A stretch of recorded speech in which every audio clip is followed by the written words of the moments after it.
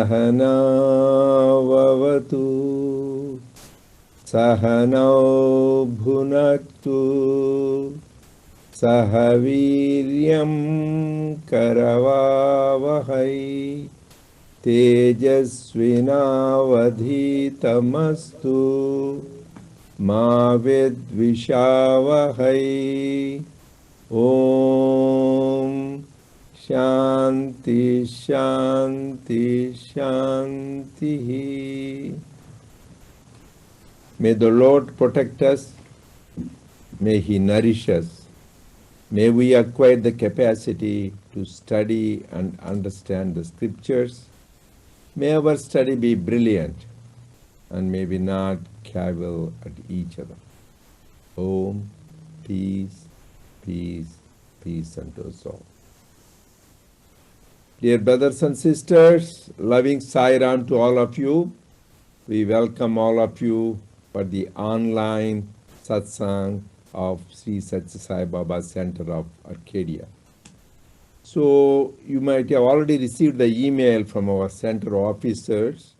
First was where we said we are offering our gratitude to Swami in the Aradhana Mahotsavam through various spiritual practices for 30 days from April 1st to 30th. Number one, using the 5-letter mantra, God is, G-O-D-I-S. In Telugu, Swami said, Devu Dunnadu. This 5-letter mantra daily, just it doesn't take much time. Even if you repeat it 3 times, it takes less than a minute. Just every day to repeat God is or Devudu Unnadu. So both are 5 letters. And second one is we all every time do at the end of all our SSI functions and bhajan session, Samasta Loka Sukhino Bhavantu. May all the worlds be happy. You know that right now the challenges all over the world due to COVID and various other socio-economic factors. So the more we chant for the highest good of all, so this will be a helpful prayer. Swami says this is also like a service when we pray for the good of all. That is the second one. And third, we talked about the 5 prayers, so wherein we have the prayers of assertion. As that is also in Telugu, Swami said in Sanskrit actually, Nenu Daivambu tad bhinnamemi kadu, Akhanda Parabrahmame audu nenu. How he says, asserting that our Godhead, we are Parabrahman and we are always happy. Grief and anxiety cannot touch me. We need to go on asserting that, because in life, a lot of us face a lot of challenges, then we get grief and we get anxiety, fear. So Swami said, once you assert your divinity, these things won't bother. So this is a constant practice. And then fourth, we talked about Sutra Vahini, daily read a part of that. I know this is a commentary on Brahma Sutras. There are 3 things called Prasthana Trayam, a accompaniment for a spiritual seeker. One is Bhagavad Gita, second is Upanishads, third is Brahma Sutras. So this is the Brahma Sutras which are commented by Swami. I know for a lot of people it may look high. Swami said, aim high, low aim is a crime. But if it is difficult, don't worry about it. There are so many other Swami's teaching.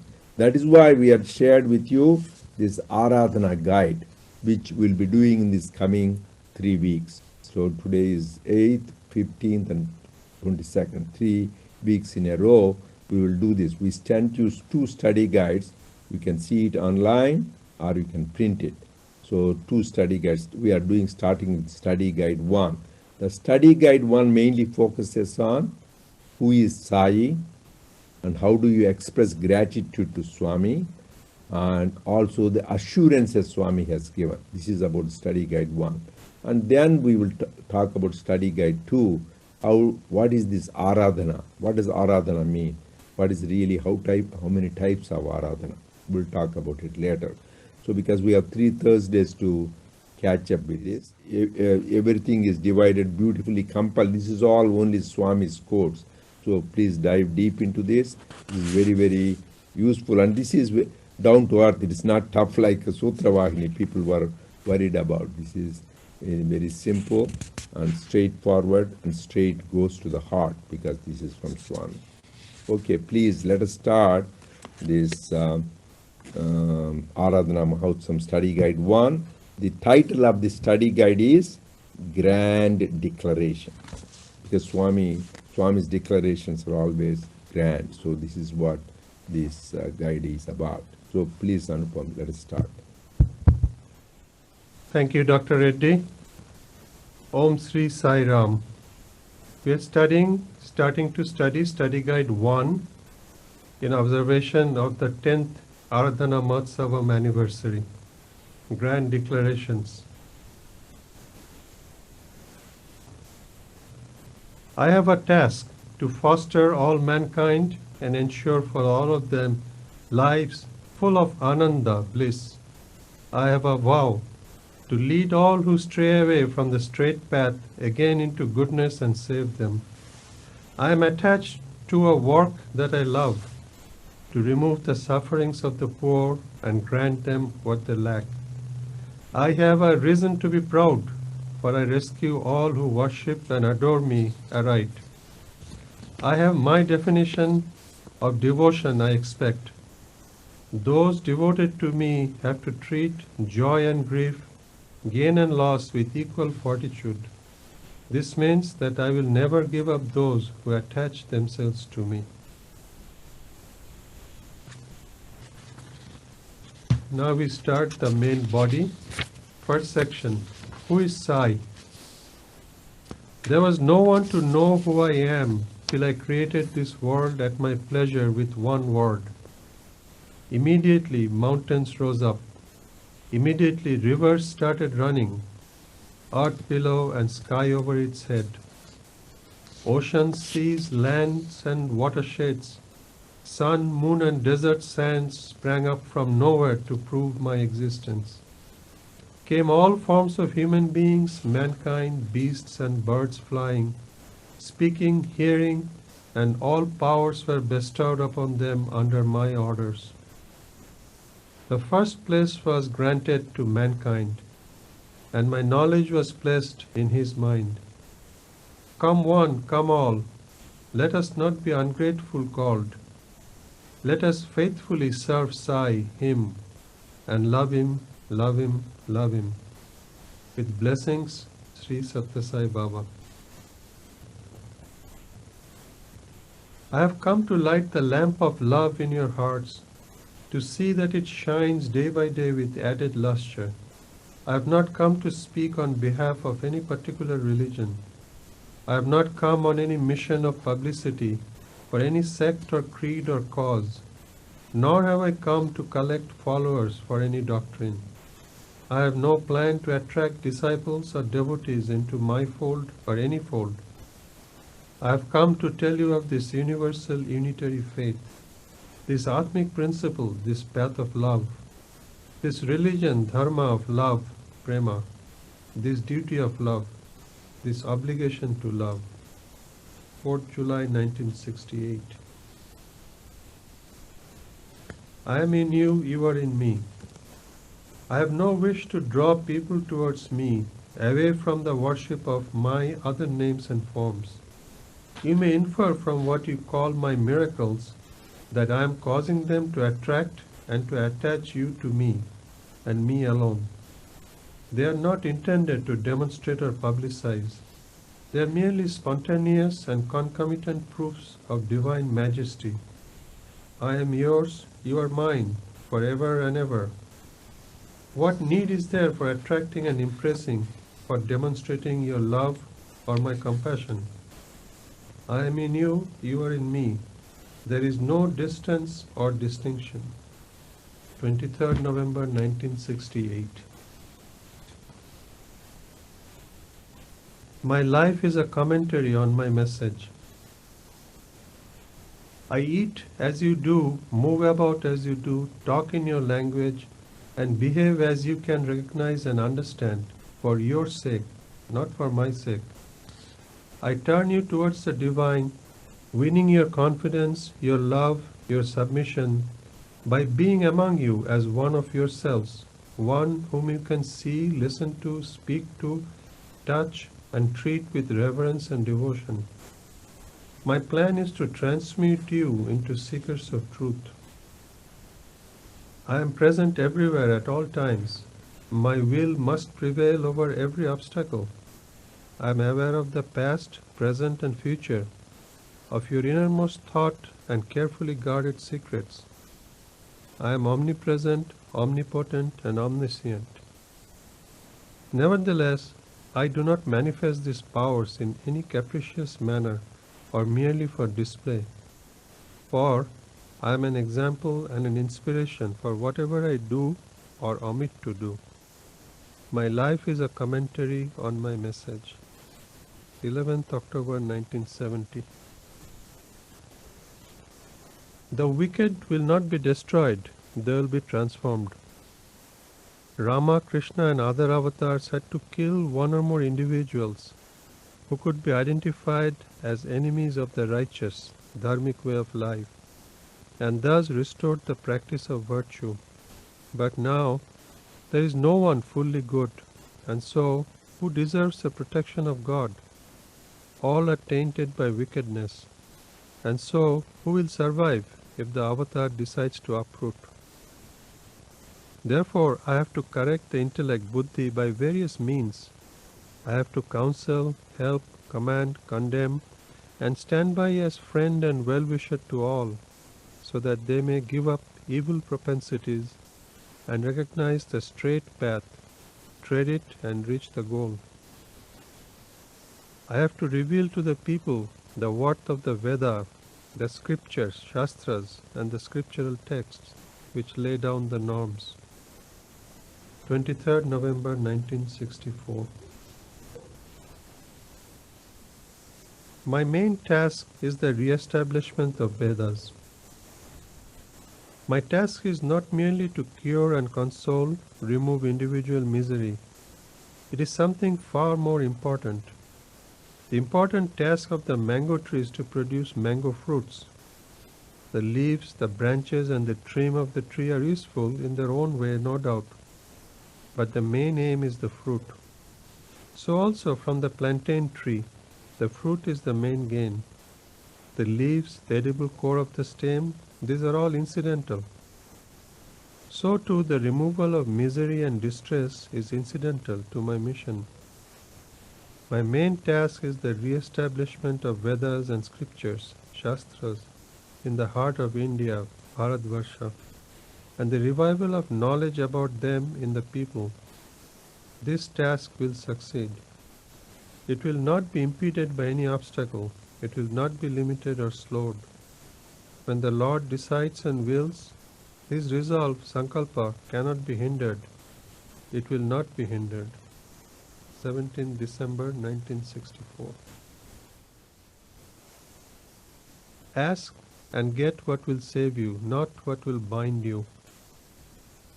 You have come, most of you, to get from me tinsel and trash, petty little cures and promotions, joys and comforts.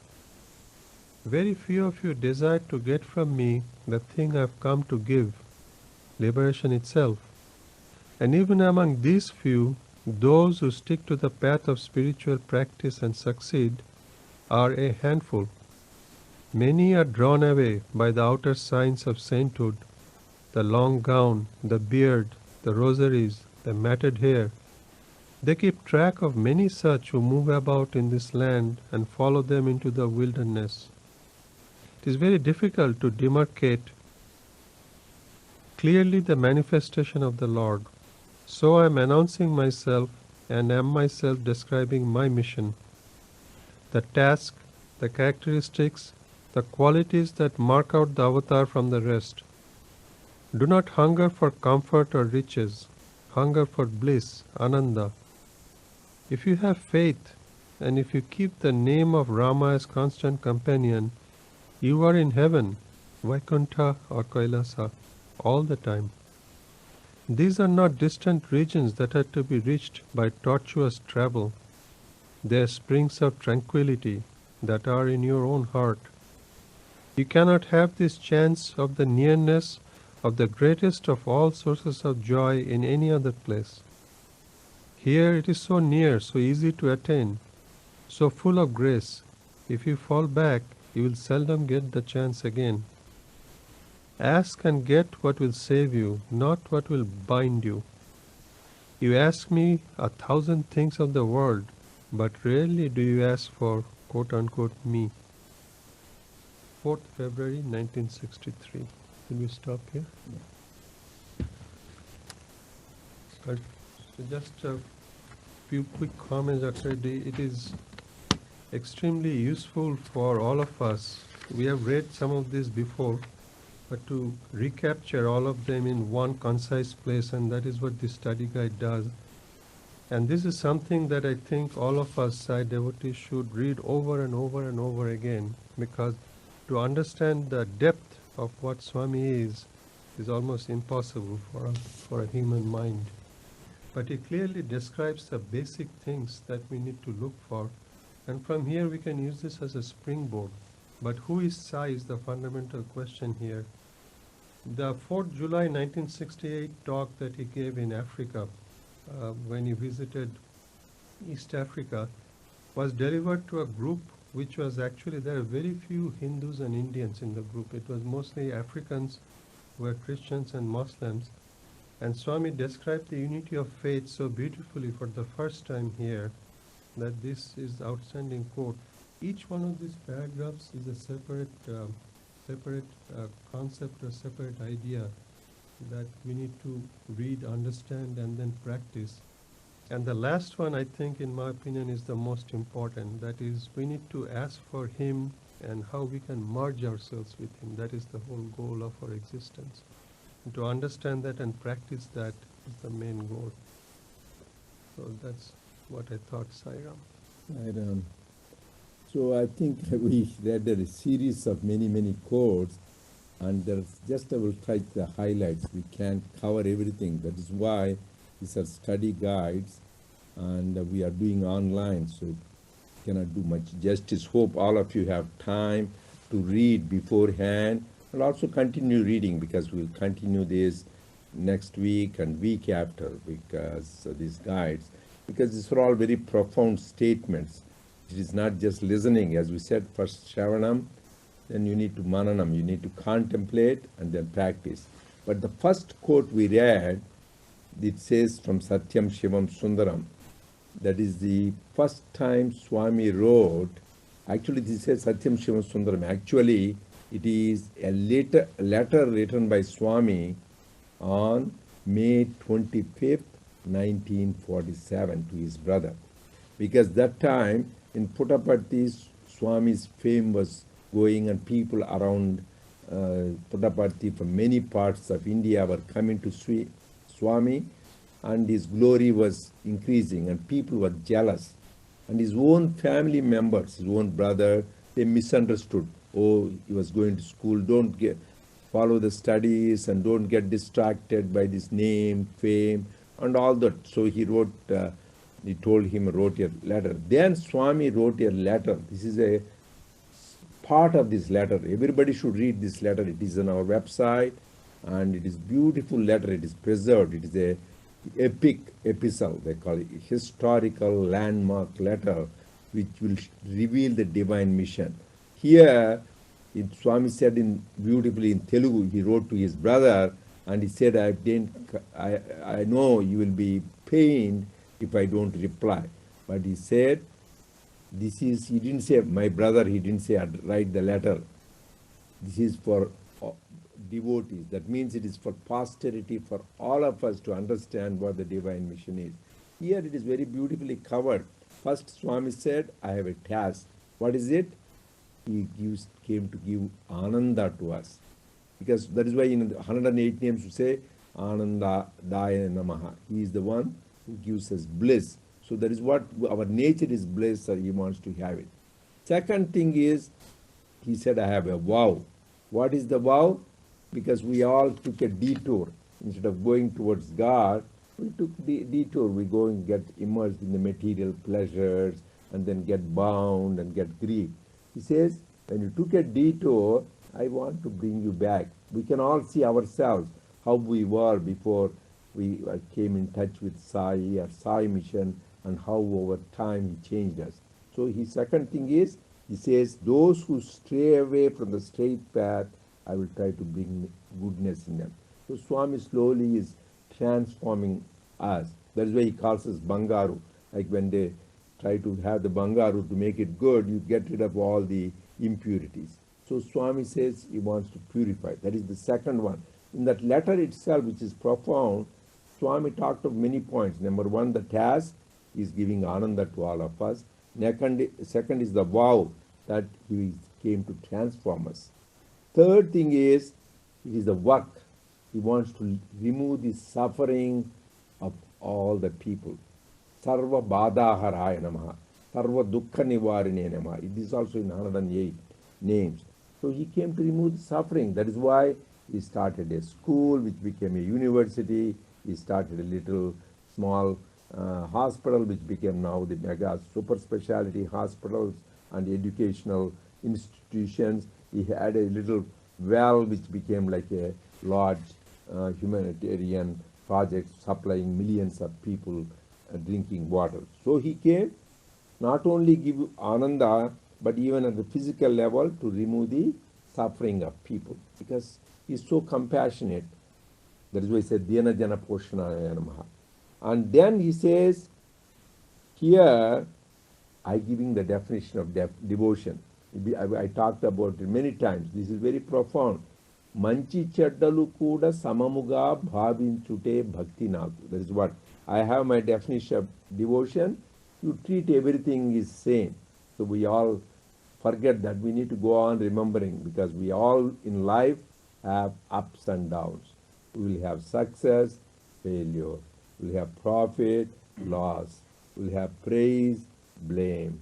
We have honor, dishonor. All these pairs of opposite, every one of us will encounter, whether you are a saint or an ordinary person, or you are a king or a president or an ordinary citizen, or you are a scholar or ignoramus. Everybody has to go through this. Then the real strength, spiritual strength is to take with equal fortitude. Samabuddhi, samadhi. That is what samadhi, Swami says. And he says, another assurance he has given here itself. Even though it is a small, this is only small part of that historic letter. I request every one of you to read this. May 25th, 1947. And this is available in our website. And you can even look in our SSSIO Speaks and Satyam Shivam Sundaram. It is there. This is in the original thing. So this is very profound. And finally he says, if you worship me and love me, I will never give you up. Swami said, you may give up, but I will never give up. That means what a reassurance. That means he will take care of us. Whatever, wherever we are, whatever time, always, everywhere, and he is going to be with us and take care of us. That is the assurance. Both this is very important points he made about his task, about his vow, about the work, and about what devotion means, and the reassurance he has given. And then, as I said, we cannot cover all points. I'm touching few highlights. And the first quote we read about there was no one to know who I am. Actually, in the study guide, we attached the letter Swami himself, with his own handwriting. This is the handwriting. The other one was in Telugu. Swami wrote the letter to his brother. But this particular letter is in English. There was no one to know who I am. So that also is, we enclose that in study guide. You can refer to that. This is also part of the creation. How did the creation came? Because it looks one way unfair that he was alone by himself and he was getting bored. He says, I separated myself from myself so that I love myself. But here, with that play, we are all suffering. A lot of us feel, my God, why did you do that? So we are all suffering. For God, it is fun. That is why is the creation do that? Kridavastakilam jagat. That says, why is God created this creation? Just kridavas, just for play. So somebody says play for the cat, but suffering for the mouse. Like that. A lot of us feel, oh my God, why all this? So the example they give is some children sitting on the shore of a sea or ocean, and they are playing with the sand. They put a little sand castle, build it up, do that, enjoy. Then again they rub it up. Again they create. Why do they do that? We ask what is the reason. It is fun. It is just krida. That is why the whole creation is kridavastha kilam jagat. That is why it is said in scriptures, Ekoham bahusyam. Just I was only one, I multiplied myself. So this is all fun. So if you take like that, then we will be, okay, I'm sorry, the microphone moved. So then we will be, are you able to still hear the same? No problem, okay, good. So that is the thing, we need to understand the whole thing is a play. When you take it, life is a game, play it, Swami said. So if you take in that aspect, and life is a dream, realize it. So how you take these various vicissitudes of life will be much different. That is another important point.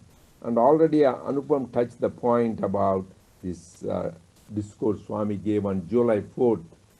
Actually, it happens to be the Independence Day, and also it happens to be the day when Swami Vivekananda left his body, Mahasamadhi Day. So it is 1968, so that is, we went there for the Golden Jubilee celebration in 2018, when they celebrated Swami's.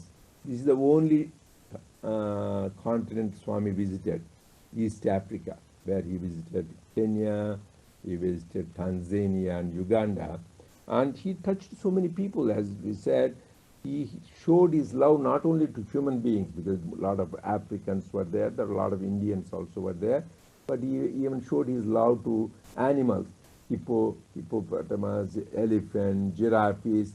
So amazing to read that story. That also I would recommend to read. And this is where he said, I didn't come to preach another religion. If you are a Christian, become a better Christian. If you are a Muslim, become a better Muslim. What all I want you to is practice love. This is the highest duty. This beautiful quote, this path of love, this religion of love, this duty of love, this obligation to love. So this is the first time Swami spent 10 days almost outside India. This is the only continent he went. And he spent Guru Purnima. Guru Purnima always Swami sends in Prashanti Nilayam or any part of India, mostly in Prashanti. So this is the only time Swami spent Guru Purnima time with the devotees outside India. So he wanted to be inspired them and be touched. And I was wondering, why did he go to East Africa? And I came to learn that is the cradle of civilization. That is where the civilization started. So Swami wanted to go and touch the people there. So that is the beautiful thing. And then it is very cute. Swami came back from East Africa, Mumbai, landed. Those days, Air India flight, I think he took. And then they all received and celebrating. What is there to Swami to celebrate? I went in one part of the house, one room of the house, to another room. That is the whole universe. There, Professor Kasturi, he wrote the book Satyam Shivam Sundaram, great scholar, and he used to translate. Swami said, Vishwamanta na mandiram, he says, and it is going. That means this man translated, world is my house. Swami got so mad. Did I say that? Just again says, no, Swami. Then he says, Vishwam means the universe. The whole universe is my mansion. That means not only this earth, all the planets. That is why he said, by my very word, I created all these stars, moon, mountains, oceans, everything. So don't say, that is the day he was fired being a translator. And he said, it is not Vishwam, the whole universe is my mansion. Going to another country is just going from one room to another thing. And that is the time also Swami told something about Paramahamsa, and Kasturi was trying to struggle to translate celestial goose or swan. Swami said, just say swan, that is Paramahamsa, celestial. Like that. So here is another profound thing, Swami, how he touched all those people, not only people, but even animals and everything. And another thing is, I'm just touching the highlights. You all have to go back, read it. So another important thing is, my life is my message. Swami says any amount you preach and anything, people won't be touched. You just live the teaching. So similarly, Swami says, my life is my message. Now your life should be my message. That means we put Swami's teachings into practice. From childhood, Swami was just pouring love on everybody. And just recently I was reading, I know Swami started Pandari Bhajans, but I didn't know he started at the age of 7. So there was this in Puttaparthi at the time, there was cholera and plague. So people were all scared. It reminded me of the lockdown now. Everybody was told, the Munsa means that the head of the town, hey, nobody should leave the house. Nobody should drink water from other place. Everybody stay put. So nobody can go. So actually I was reminded another story of, a lot of you might have read Shidi Sachirita. The same thing, the cholera came and Shidi Baba was grinding the wheat and then the wheat powder was there. These ladies in the town, village, they are nice people. They were trying to help Shidi Baba. So because Shidi Baba is completely detached, he is a great yogi, they thought they were trying to collect all the wheat powder, divide among themselves. Then Baba got furious, mad. Hey guys, crazy women, what are you trying to do? Take this powder. What do you think? It is a grandfather's property. What do you think you do that? Then they were all scared about it. And Baba said, no, calm down. Take this wheat powder, go around the village and put it in pots and the cholera won't come. And that happened. So it is his power of his words which helped more than that powder. Now here Swami is saying thing, that cholera and plague, and Swami used to be with his grandfather, Kondamaraju. His grandfather was very protective because Swami was 7 years, old for the grandfather. He is a grandson. Hey, don't go anywhere. And he used to tell about his other, his friends, hey, don't take Raju to any place. Watch for him. So, but Swami didn't want people, because everybody was fear, like right now, COVID fear, they were all scared, anxiety, children were not going anywhere, everybody, adults were not going anywhere. Swami slowly sneaked out and started, let us chant God's name, do bhajans, contemplation. So he started a group called Pandari Bhajan Group. That is how he started. He was only 7. And after that, he became popular and everybody was happy. And Swami went around the village with this group for 3 days. After 3 days, no more cholera, no more plague. The whole thing was gone. There Swami put the wheat powder. Here Swami started the Pandari Bhajan group and went around, and in 3 days the whole cholera was gone. So that is the power. So his message from the childhood, it is sing God's name and just be loving. Don't have fear, don't have anxiety. Because if you do that, automatically everything will happen good. So this is a lesson actually very relevant to now. The next important point is, he says the wicked will be not destroyed, but they will be transformed. One time Swami was telling somebody, Swami, he didn't go for darshan for 2 days. That time when he took the paralysis of somebody and he left side, that is the time he declared, I am Shiva Shakti. So just few days prior to that, some senior devotees went, Swami, devotees are there, they're all really in pain, they want your darshan. Swami, who is my devotee? Who has? Everybody comes, they want some promotion in the job, admission in a school, marriage for their daughter, improvement in their health. There is nobody who wants me. So this is just, Swami was telling, so that real devotee who loves God for God's sake, there are not many. But Swami still, he loves people. He came for darshan. He came to transform us. That is the main thing. So Swami beautifully said, in the time of Rama, where were the demons? Where were the wicked people? In a different country. So Rama was there, and then Rakshasas, Ravana, and all those people were in a different Sri Lanka. So he has to go there and destroy. And then what happened in the time of Krishna? It was in the same family. They were cousins, Kauravas and Pandavas. They are not only they are not some other place, they are in their own family. So then he has to first try to have a truce, and finally he has to have a war, Kurukshetra war. So then he has to have those bad people get eliminated in the war. But in the Kali age, Swami says, these Kauravas and Pandavas are demons and good people. They are in the same person. That means bad qualities, negative qualities. If you want to destroy, there won't be any human race left behind. So he came to transform, remove less and less negative bad qualities, more and more good qualities. That is the purpose. He says, I won't destroy, but I came to transform. That is why Swami said, I don't care for your devotion, but I want your transformation of the character. You may say, Swami, Sai, but you don't follow what I say. It is wasting your time and my time. So this is the important thing of transformation. Then we talked about establishment of the Vedas.